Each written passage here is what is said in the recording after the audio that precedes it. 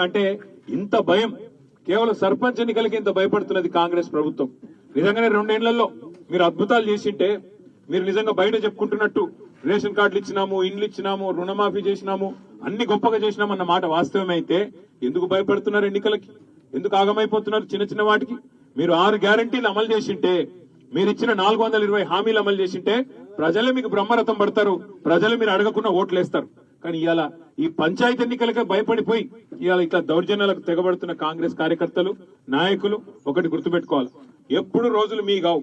10 ఏళ్లు మేము ప్రభుత్వంలో ఉన్నాం, మరి మేము కూడా మీ లెక్కనే ఆలోచించింటే ఇలా కాంగ్రెస్ కార్యకర్తలకు ఈ పరిస్థితి ఉంటుండేనా? ఆలోచించండి, ఇది మంచిది కాదు.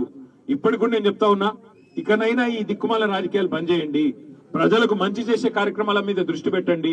ఇక మీరు ఇట్లాగే పోతుంటే మరి మేము కూడా తిరగబడక తప్పని పరిస్థితి వస్తుంది.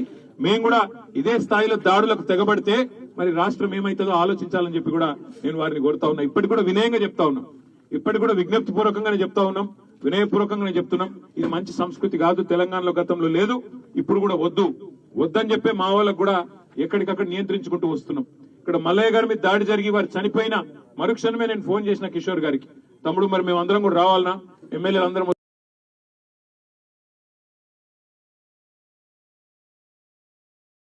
ఈ టైంలో కొద్దిగా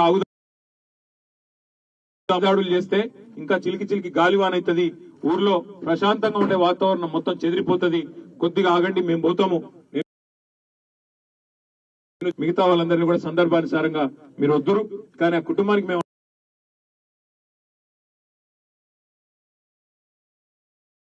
చెప్పడమే కాకుండా వారిని కాపాడుకున్నారు.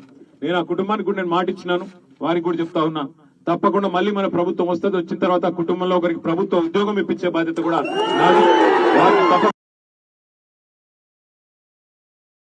పంచాయతీ ఎన్నిక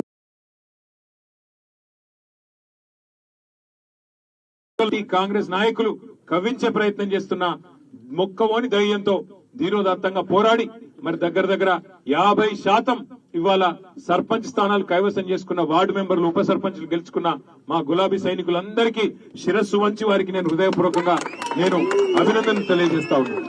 తప్పకుండా మళ్ళీ తిరిగి మన రోజులు వస్తాయి, ఎందుకంటే ప్రజలు ఎదురు చూస్తున్నారు గ్రామాలలో.